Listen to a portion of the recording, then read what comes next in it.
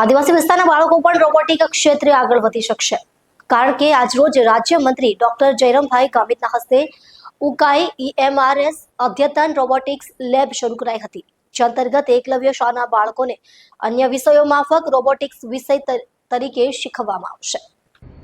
Eklavya model residential school Ukai ખાતે આધુનિક robotics લેબનું ગતરોજ તારીખ 6 ડિસેમ્બરના રોજ ઉદ્ઘાટન કરવામાં આવ્યું।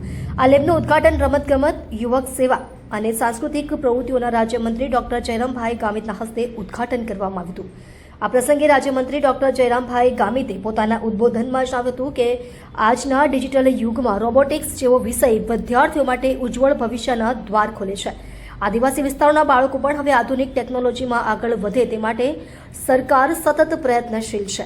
નોંધનીય છે કે EMRS શાળા ઉકાઈ ખાતે બાળકોને નવીનતમ ટેકનોલોજી માહિતગાર કરવા આ લેબ ન્યૂ ગુજરાત પેટર્ન યોજના અંતર્ગત મળેલી ગ્રાન્ટ દ્વારા સ્થાપિત કરવામાં આવી છે। આ સુવિધા મળતા આદિજાતિ વિદ્યાર્થીઓને નવી પેઢીની રોબોટિક્સ અને ઉભરતી ટેકનોલોજીઓ સાથે પરિચિત કરશે। કાર્યક્રમ દરમિયાન વિદ્યાર્થીઓએ સેલ્ફ ડ્રાઇવિંગ રોબોટિક કારનો ડેમો રજૂ કર્યું હતું।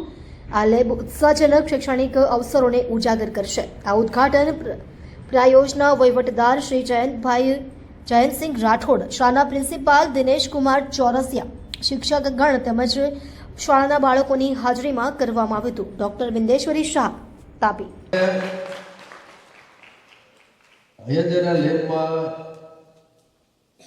આ રોબોટોનું જ્યારે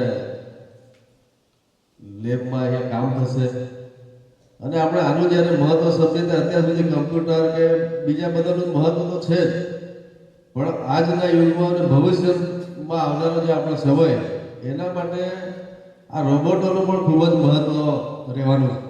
અત્યારે આપણે કદાચ જોતા હશે કોઈ જગ્યાએ પિક્ચરોમાં કે ગમે ત્યાં જોઈએ છે આપણે, કારણ કે આ યુગ અને આની જે કામગીરી ભવિષ્યમાં રહેશે, મારા હિસાબે કદાચ બોર્ડર પર યુદ્ધના સમયે પણ કામ આવશે। માની લો કોઈક જગ્યાએ કોઈ ગટર છે કદાચ ઊંડી, તો એનામાં પણ આનો ઉપયોગ થશે। ઠંડીમાં, ગરમીમાં કે ચોમાસાના સમયમાં કોઈ પણ જગ્યાએ કદાચ ચાલો ત્યાં કોઈ વ્યક્તિ જઈ નથી શકતું, તો આ રોબોટોનો આપણે કદાચ એ જ સમય ઉપયોગ કરીશું।